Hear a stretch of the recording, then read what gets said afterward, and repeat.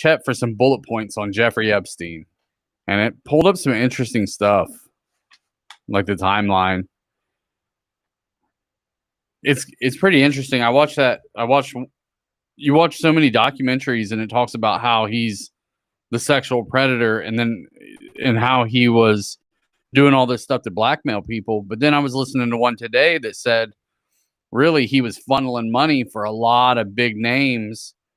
And when he started getting busted with the sexual stuff, they were like, oh, well, yeah, if you want to take the heat for that, that's way better than what we're doing over here with the money.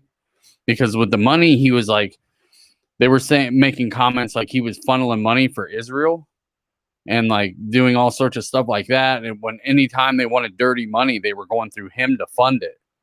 So interesting. Like they were talking about if they wanted to buy a small country a bunch of guns to take over their leader, you can't really write a check from the U.S. government to do that. You got to funnel money from somewhere. So he would make it dirty money and move stuff around, and people were going to him for all sorts of stuff because he had no qualms about the dirty money side of things.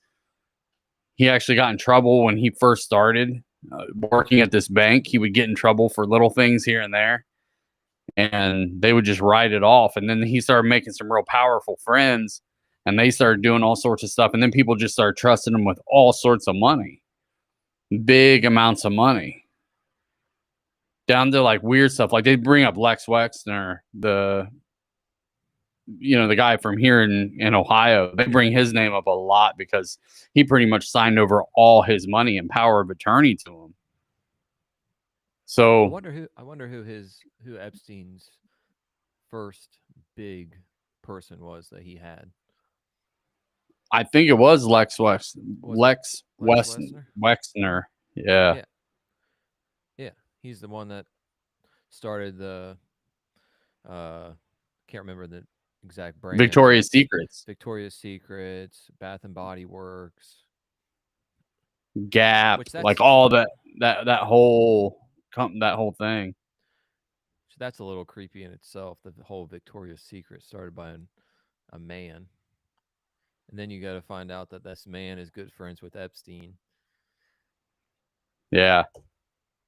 And all his stuff, but they made it sound like he was just doing all this money stuff, and yeah, he was perverted and had all this stuff, but like that was the least of his criminal activity. And like all these people, why they destroyed the list is because there's just a money trail for all these different people who were doing funny business. It wasn't like the girl side of stuff, unfortunately. Sounds like the lesser end of what they were doing. It was money that was pushing it, but I don't know, man. When you start doing the two fundamentals of corruption, it kind of feels like it's money and like sex, and you put sex, drugs, and rock and roll in there, but it feels like that's the two kinds of power you have, and he was exploiting both of them.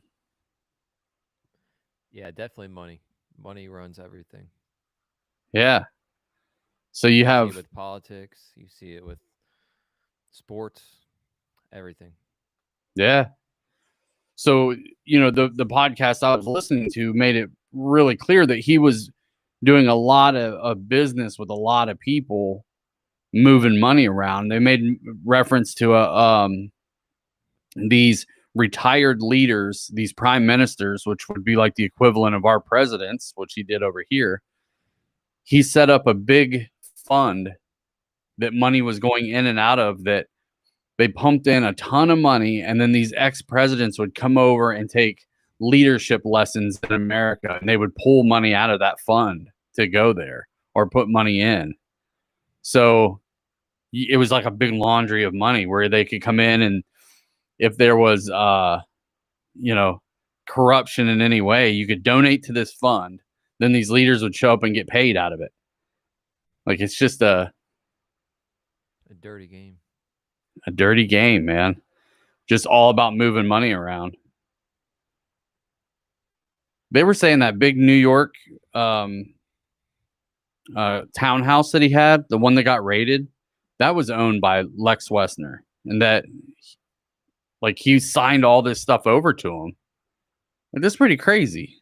They were saying there's no reason or no other case where a guy of that power and stature would put all his money, real estate, and all his what's the word I'm looking for? All his assets into another man's name. For what reason? Like, and nobody knows because he doesn't talk about it. Unless there was some sketchy stuff going on. Gotta which be. we obviously know there was. Right. I'm For just them curious to how he starts, how his whole career starts. Because we see him well, now we're as Epstein, this yeah. billionaire who does all the things that he does, but it's like he had to. Was there not a point where he was just a normal guy? Like, was his family wealthy? I don't think so. And it sounds like he started off, he got hired as a teacher and he didn't even have a teaching degree, but he got hired in by, and there's like some weird connection. Like the guy that hired him, his son goes on to be the future attorney general, or not attorney general, was he's like a federal prosecutor or something. Man, I feel bad. I don't want to mix up the names, but the way they were talking was the guy, attorney general, that Barr was his last name, was the guy who hired him, and then um like it's weird. This guy Barr hires them, and then his dad is the attorney general that doesn't press charges on him later in life. Like, that's kind of crazy. Huh. Yeah, that's interesting. But it sounds like he went to school, and he went to school, or I'm sorry, he was teaching school, didn't have a teaching license. But he was getting in trouble for hitting on girls, saying, offensive things to them during that time, getting a reputation. Then he goes to work for a bank doing mathematics, because that's what he was teaching, was mathematics. And he was doing this math stuff, got into some trouble there. And then later on, he just starts getting all this money from people, bringing in money and moving it around. It wasn't, there was no real method to his madness, but I don't know. What I see here with the notes that I got was more so the criminal side, but let's see if I can find some more notes.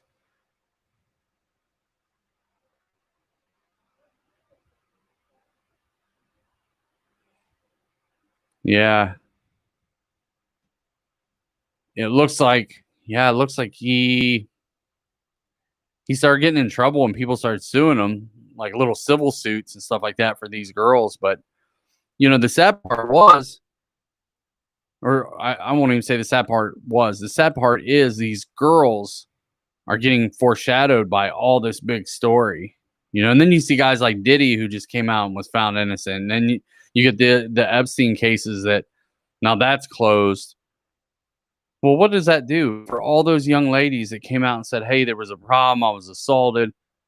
I mean, you just brushed two of the biggest offenders off and said not guilty when clearing this guy. So, the victims that Diddy went after are a little bit different. The ones that Epstein went after, he went after, from documentaries that I saw, he went after women that were in, poor conditions. They weren't, they were in shitty part of town, didn't have a whole lot of money, so they could go around like, hey, you want to earn a little bit of money, you go to this island and give this guy massages and stuff, and then he would fly him there and then not let him back off the island. So they were tricked by the money side of stuff because they didn't have any. So if you say, hey, this guy will pay you a couple $100 if you fly out, just give him a massage, and he gets a bunch of them out there, and I mean, that's just a drop in the bucket to him.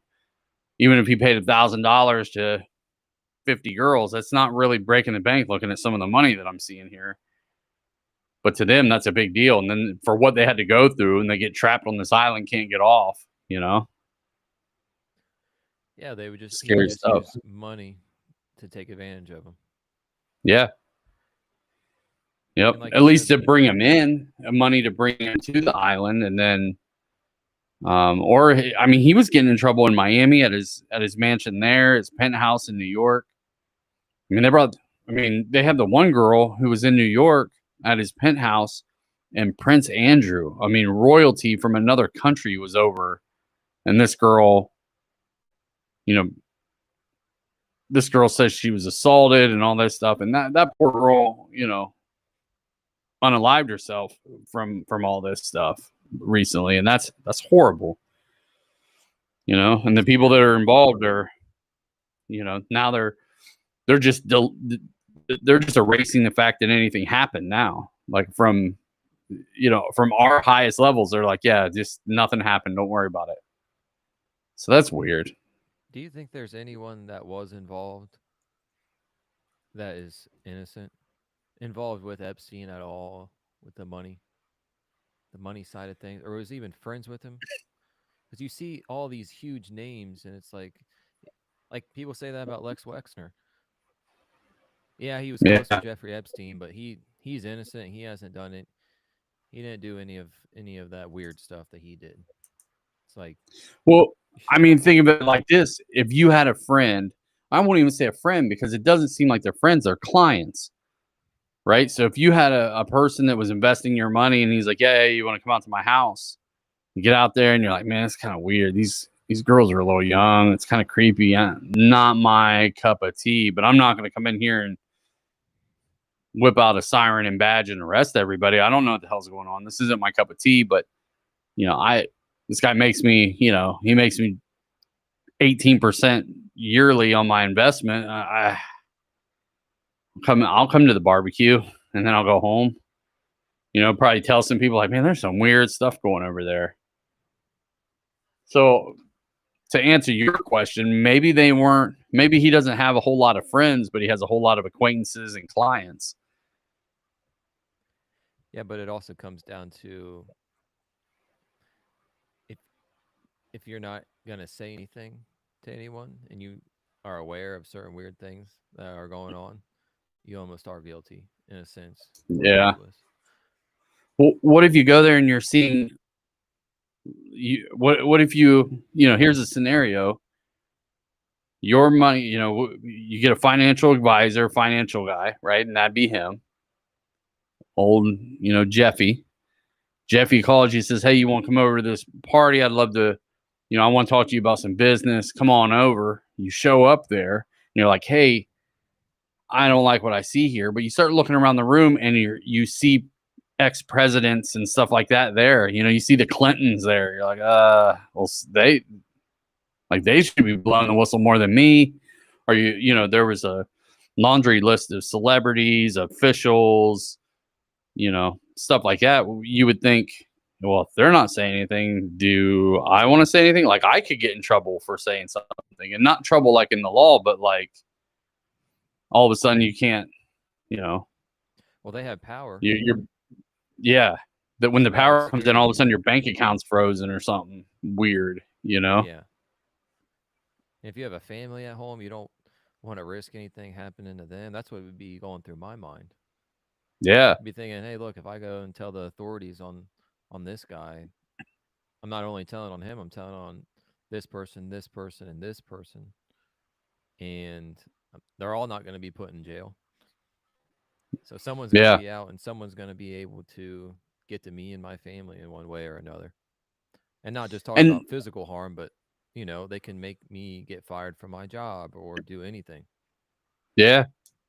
Good point. Like you like anything, all of a sudden, the homeowners association at your house is finding all sorts of reasons to kick you out of that house and make you sell your property, or all sorts of different things. Loans get called in that you had no reason to, but you're 100% right. The things the effect that people have, the power people have, and they'll use, they make some good points in some of these documentaries that a lot of these people, I don't want to say they're not good people, but you don't get to become a multi-millionaire by being straight-laced and no shady side or no dark side. You don't get 15 mil in the bank by being the nice guy, No.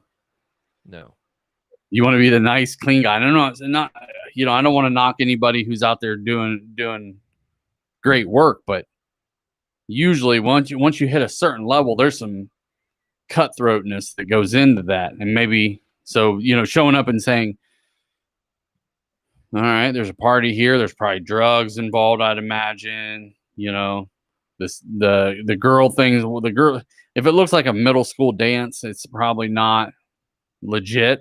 It probably doesn't feel good, and I feel sorry for that. And if that is your cup of tea and you're happy to be there, that's even worse. Like you need to be locked up. Yeah. Not even if you take the actual SA side out of it, if it was consensual, you still need there's no fixing that. You know what I mean? If that's your cup of tea, if you're a 40-something-year-old man, and even though someone says yes or whatever, there's still some. I mean, it's not right. It doesn't matter if even if it's on the up and up of two consensuals, it's not good. No. I don't want to go on too much of a tangent, but the one person who is really stood up to any group like an Epstein or the higher up people is Alex Jones, which I know he's a controversial guy, especially with the whole Sandy Hook stuff. That was ridiculous. But he has dug in deep into certain things. Like I can't remember the name of it, but I don't know if you've heard of it, but it's this big every summer some of the biggest executives and people of higher power, like presidents, go to this, like it's like a camp out, and I think it's guys only. But they go and they worship this. This is real. This sounds insane. Yeah. But this is real. They worship like this, and it still happens to this day. It's like this big, I think it's an owl of some kind, and they're all gathered Bonnaroo or something like that, right? Yeah. And they're all worshiping this thing, and I guess there's a lot of gay stuff that happens there, and that's not just a conspiracy. At first, everyone thought it was, but then Alex Jones talks about how he actually broke into it one year, and he actually has footage from the ceremony or whatever they call it. He said that he even got hit on. It's not Bonnaroo. I said Bonnaroo, but that's not it. That's like a totally different thing. But I know what you're talking about. I forget the I'm trying to look it up. Bohemian Grove. That's right. It's a restricted 2,700-acre campground in Monte Rio, California. It was founded in 1878, and it's a private gentleman's club, they call it. But yeah, all these higher up people meet there every year, and it's a known thing, and people know that they do it, and it's never really been proven that they do anything illegal there or anything. It's just weird. It's like a ritual, and there's a whole bunch of gay stuff. Like that's a fact. A lot of those guys are having sex with each other, which is just weird. But it's very, very, very secretive and ritual based, and yeah. And you would have to think that they're cutting each other deals. Like if you meet someone there, if you're there with someone else, you kind of get a connection unlike anyone else, I would assume. And you're going to be willing to cut deals or do business with them over the other person, over just a random person. You're right. I mean, the networking that goes in an event like that, I mean, who's there. You saw who pulled up, and you see them out in the business world, or you're doing business. That's who you're going to call. Like you're going to call these people. There's a reason why that society's built like that secret society style, fraternity. There's a reason why it's going to be like that, Right. Try setting your microphone straight. I think it's cockeyed, and when it does it goes like, try putting it right in front of your face. Got it. And talking into it, because right now it's aiming up and to the side. I think that's what's, because it changes as you move sometimes. Got it. So try to make it so it's right in it. Got it. There you go. But yeah, I'm just looking up some like I said, I don't want to spend too much time on this Bohemian Grove stuff, but some of the well-known people that have been in attendance to that are Ronald Reagan, George Bush, Theodore Roosevelt, uh, Clint Eastwood. Moving on to actors and directors, Clint Eastwood, uh, Charles Schwab, businessman, Oh wow! Robert Oppenheimer. Weird. So you got Mark the dude Twain. that. Wow, I mean, it's that's like a a lot of big lot of names. high up, yeah, like big names, high up people.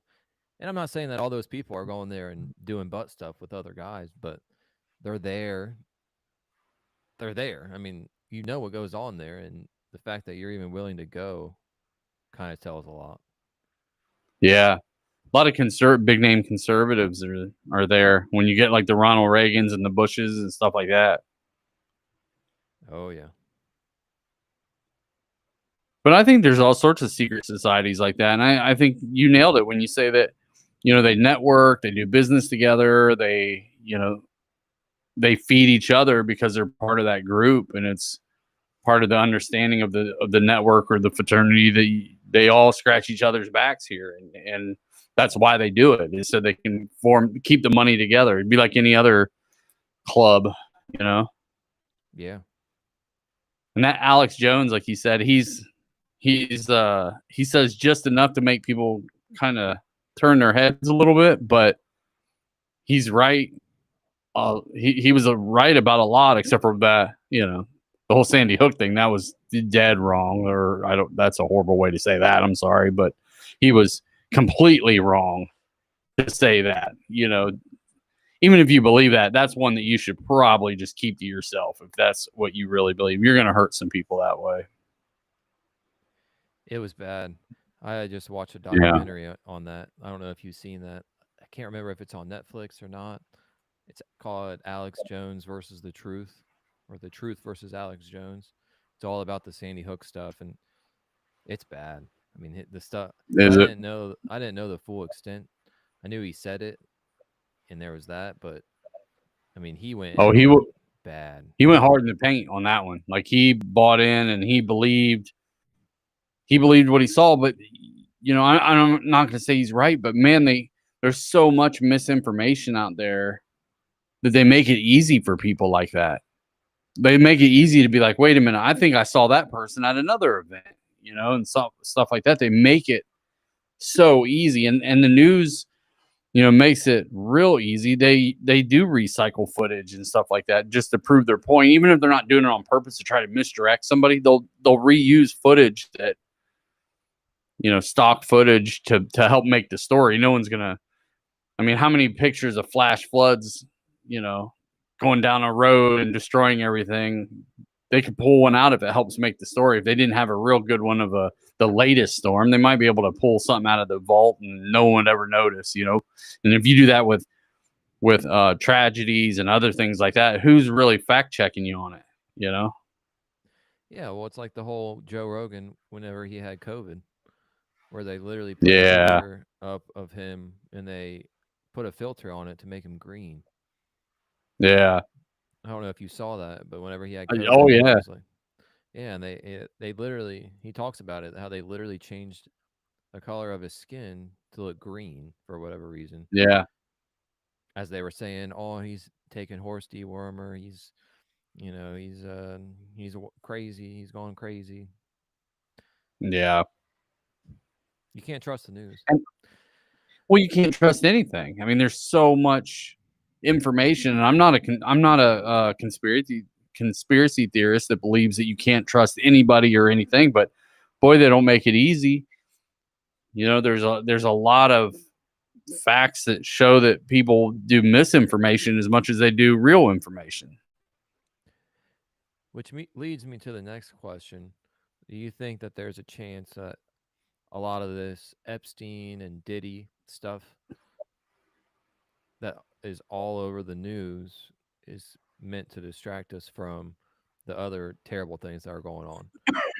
And I'm not even talking about like the wars or the floods, the natural disasters or anything. I'm talking about the fact that I don't know how many like kids are getting sex trafficked and women that are getting trafficked every day in the US, but I know it's a lot.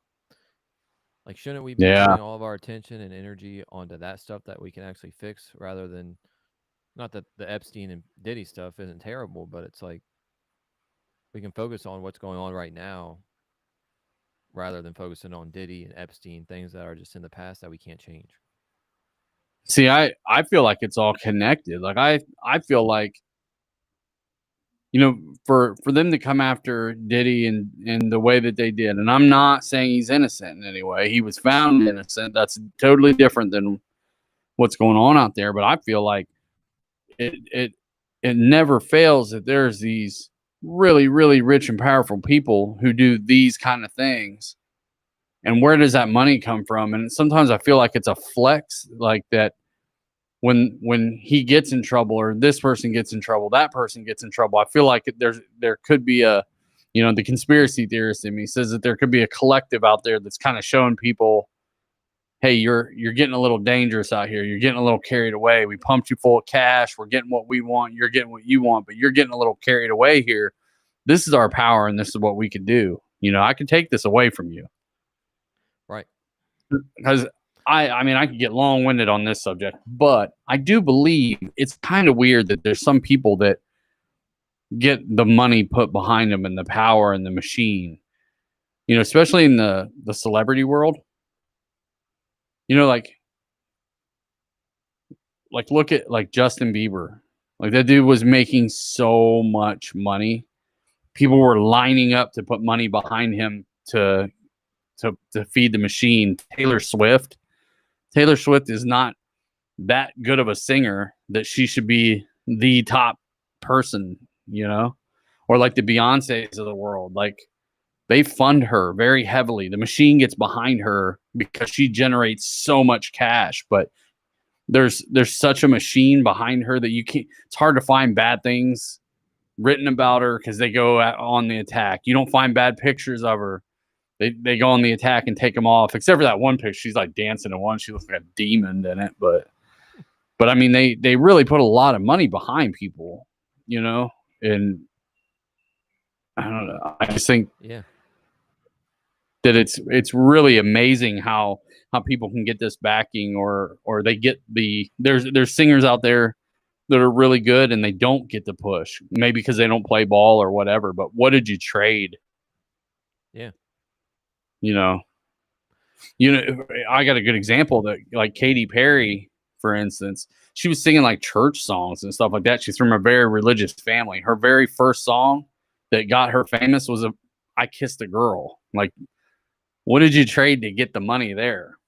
You know, because after that, her career has been totally different. Yeah. So it's all money driven.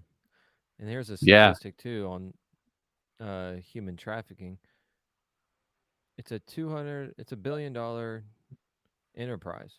That's what this statistic says. 236 billion enterprise. And it's like that's billions of dollars. It's not like, you know, you see a crackhead on the street and you think he's a criminal and he does sketchy things. It's not like he's the person that's head of this human trafficking stuff. It's people that have the money to be able to do this. And that's not a job they just came up here lately and made up. Like this is something that's been going on for so long and the forever. Part too is it says it's the fastest growing criminal enterprise. Wow. If you think about all the other criminal activities that go on with drugs and, you know, theft, all the crazy things you see in the news about all that stuff, human trafficking is the number one fastest growing. Which is just sick. Yeah. You see all those videos online where people just go and get kidnapped. Like they're in a parking lot putting their groceries away, and then all of a sudden a van comes by, swoops them up. You know, or even worse, the ones that just come by and snatch up kids. Like kids are out playing and they just come and snatch kids up, like hop out of a truck, pick them up, and It's like bag and tag. Like they just take them and run. There's so many parents that you see fighting back, coming and doing everything they can to fight to get their kids back. That's horrible. That'd be a horrible nightmare. Yeah, I would think too that with technology and how we're on camera, whatever percentage of our day, like we're on camera all the time. There's cameras everywhere. In social media, you would think that this would be a crime that is going on the downtrend, not on the uptrend. With everything, with you know, that Yeah, just makes you think that there's some more powerful people involved that's that we can't that go was up my thought against. exactly. Like, how do you get away with that when you can't get away with, I don't know, pick Stealing an a pack easy of gum crime? from the gas station. Yeah. Yeah, but you can take a human's life and put it in a car and take it to and put it in a container somewhere or something. you know? Yeah. Yeah. It makes you wonder, like, what's the gross profit on that you can afford to pay people off and people just turn a blind eye. Right. What's the cost to turn a blind eye knowing that? Yeah. I think it comes down to also that by stealing, so say you stole not a pack of gum, but you stole a bunch of electronics from a store, you can try to sell those to people. Most people, I mean, they're going to realize that they're stolen and probably, kind of brush it off. If they figure out it's stolen, they're going to be like, yeah, I don't really want to mess with that. I'll probably just go buy one on my own. But when you steal a person, totally different. But when you steal a person, you're providing the person that you're selling it to, if they're creepy, you're providing them something that they really want, and it's to rape a Yeah. child and to store a child in your attic or whatever they're storing them. Like you're providing them something of great value that they really want, so they're willing to pay a high price for it, even though they know that it's criminal. Yeah. And I mean, and I'm sure, there's so many different kinds of human trafficking. There's kind that put you to work. There's kind of, there is the sexual kind. There's the stealing of organs. I mean, there's so many different avenues, I would imagine, of human trafficking, even Yeah. down to, I guess, like human trafficking would be considered if you were down in Mexico and they packed 18 of you in a semi truck and moved you across the country. I guess that would be the same, Right. So Yeah, it's all messy. yeah. So, with all these notes that you shared on Epstein, were we planning on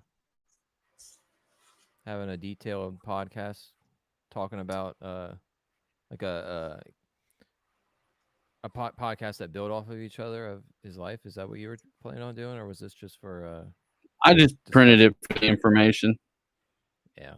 just At for first, I thought reference that's what you points. were. I thought we were talking, going step by step over the years on him or something. No, I just really hit the highlights and wanted to see, some facts so that I could look down and be like, all right, The this timeline. started in 05. They called him a criminal Yeah. all the way till 2019 when he passed away. Or did he? Allegedly. Yeah. Nobody, that's one of those that, like, nobody believes he did that. Right. Nobody. So Yeah. I don't know. Well, Well, want to Bob, I wrap it think up? that wraps this one up. I want to hear what the audio sounds like on your end. It was moving around quite a bit. Sometimes it would be robotic, and sometimes it wouldn't be. So I'm interested to hear what it turns out like. I hope it's good. And if it's not, then I guess I'll have to do some adjustments on my end. Yeah, we'll go back to the drawing board on it. Although on Sunday, think that's when we talked about doing the next one. Sunday, I plan on coming over, so we'll be both in person if that's fine. Yeah, and we'll use these lapel mics, and we won't even have to use them. And we'll just like these mics. We'll just plug this into my computer and put this in your collar, and we'll talk that way. Cool. So cool. I'm gonna hit the stop button here.